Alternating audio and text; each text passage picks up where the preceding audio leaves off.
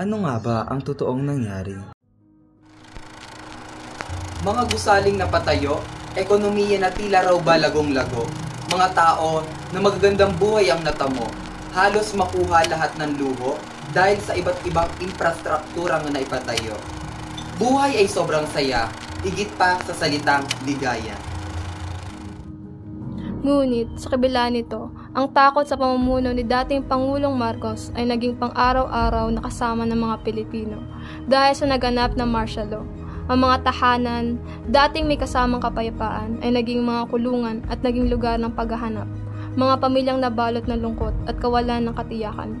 At mga kalyeng dating buhay at maingay ay napuno ng takot at misteryo. Mga karapatang pantao ay nawala ng walang habas. Mga inosenteng mamamayan ay dinukot, pinagsamantalahan at pinatayin ng walang kalaban-laban. Mga estudyante, aktivista, at maging mga ordinaryong mamamayan ay naging biktima ng walang awa na karahasan. Ang mga kwento at salita na torture, pagkawala at pagpatay ay naging pangkaraniwan. Ang mga bata ay hindi nakaligtas sa mga pang-aabuso at pananakit na kanilang ibinibigay. Ang mga paaralan at universidad, dating pugod ng mga kaalaman at pagbabago, ay sinara upang supilin ang mga tinig at pagpuprotesta ng mga kabataan. Ang kalayaan sa pagpapahayag ay siniil, ang mga mamahayag ay pinagbantaan, at ang mga tumutol sa rehimen ay kinulong ng walang paglilitis at walang pagdadalawang isip. Ang mga biktima ay nirape at inaresto sa kanilang sariling mga tahanan nang walang warrant at iligal na kinulong ng walang mga kaso o malinaw na impormasyon tungkol sa katayuan ng kanilang kaso. At higit sa lahat, kahit wala kang kasalanan, ikaw ay kanilang itutuloy at sasaktan.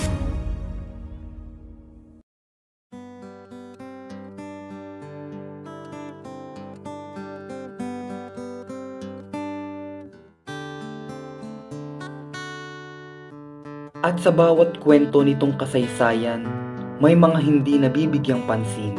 Ito ang kwento ng mga tahimik na bayani, mga taong tumulong sa kabila ng kanilang sariling paghihirap sa buhay. Isa na rito ang kwento ni Pacifico, isang manggagamot, isang tao na walang hinihilinging kapalit, kundi ang maglingkod sa kapwa. Subalit sa panahon ng diktatorial, hindi ito sapat upang maging ligtas dahil walang pinipili ang kamay ng dahas.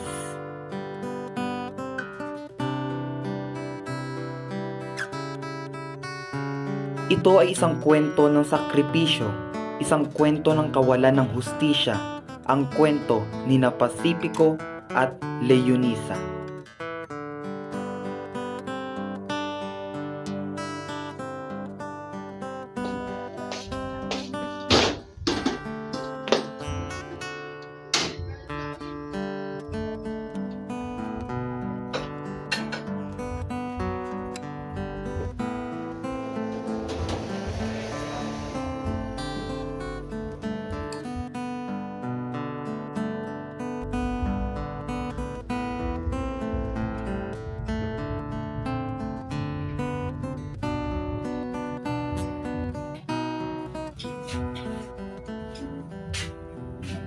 Gandang umaga, mahal.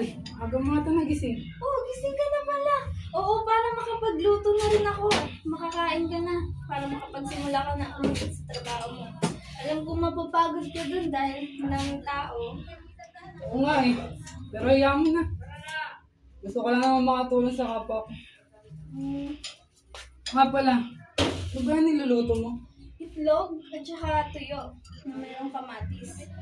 Tsaka bumili na rin ako ng pandesal para sa umagahan mo. At saka, syempre, kape. Oh, masarap yan ah. Amoy pa lamang. Bola ka na nga. Umupo ka na nga doon. At ihahanda ko ng pagkain mo. Ito na, kumain na tayo. Sabi pa lang, mahal. Oh, ayos ka pa ba sa pagkagamot mo? Baka naman may nararamdaman ka na, hindi ka lang nagsasabi sa akin. Ayos na ayos ako, mahal ko. Alam mo naman gusto ko itong ginagawa ko. Halata naman, hindi ka na nga nagpapabayad sa mga ginagamit mo. Kaya naman natutuwa ako. Kasi apakabuti ng puso mo. Ayos lang yan, mahal. Alam mo naman sa buhay natin, maraming nahihirapan. Ikaw, kamusta ka na ba? Kamusta naman ang pakiramdam mo? Naku, so okay lang ako. Hindi mo mabigat ang trabaho ko. Tsaka yung mga anak mo, mababait naman. Tinutulungan ako. O, tapos ka na? Tapos na ako kumain. Kailangan ko ng maganda. O siya, sige na, ako nang bala dito. Ako nang bala mag-bigpet. Magbihis ka na. Salamat. Maraming salamat, mahal. Hindi sa mahal ko. Tatrabaho na ako sa labas. Ayan, ako na yung mga kakailanganin ko. O siya, sige na, mahal. Maglilinis lang naman ako dito sa loob. Itay, bahala po. Pagkain po namin. Umahal na kayong dalawa. Ayan, yun ang tatay ko. O siya, sige na. Paalam, mahal ko. Paalam, mga anak. Paalam na. Magdahan-dahan na. Pagpagod, magpahinga. Maraming salamat, mahal. Paalam na. Maraming salamat po. Pasensya na at wala po akong maiabot sa inyo. Ayos lang po. Wala naman po kayo hinging kapalit. Thank you po.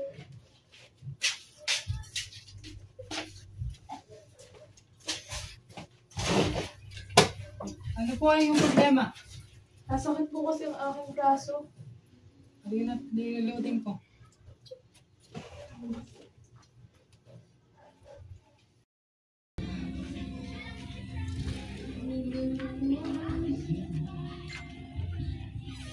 Hindi sa mahal ko. Tapos na ako sa trabaho ko. Oh, mahal, sige. Maligo ka muna. Tsaka mag-gis ka muna. Maghahanda lang ako ng mga kain natin. Maraming salamat, mahal. Pacifico, mga anak. Tara na, kumain na tayo. Sige, mahal. Nandiyan na.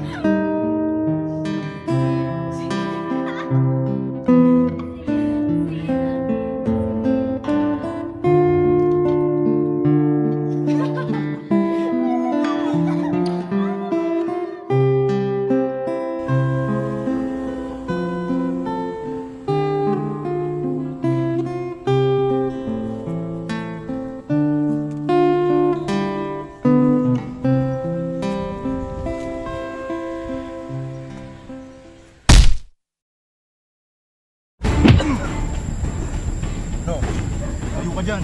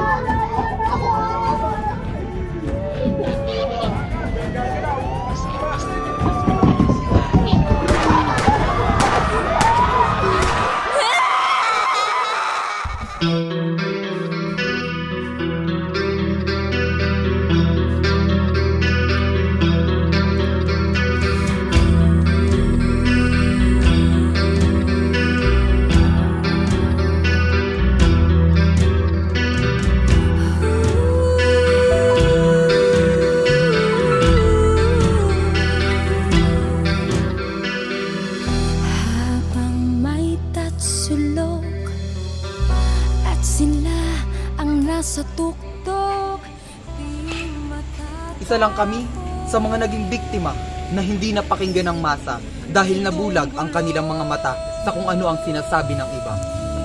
Pamilya ko, ipaghihiganti ko kayo, hindi sa maras na paraan kundi sa pagkakaroon ng paninindigan at hindi sa pagpapalamos sa katahimikan dahil lamang sa iba ang iniisip ng karamihan.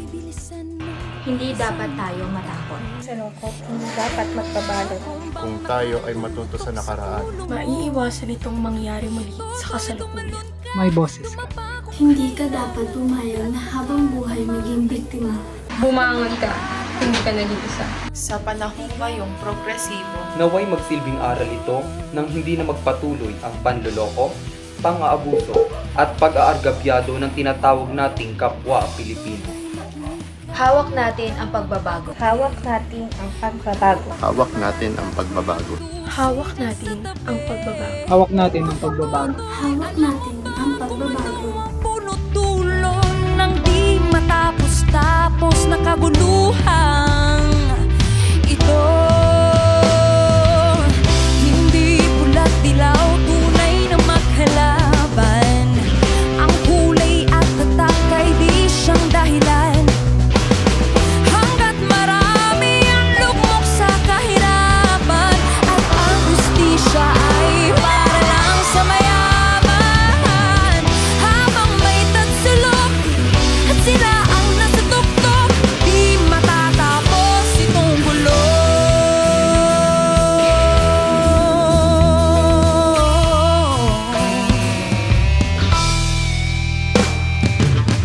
Itas ang hininga kay raming mga tao at ang dating munting bukid ngayon'y sementeryo.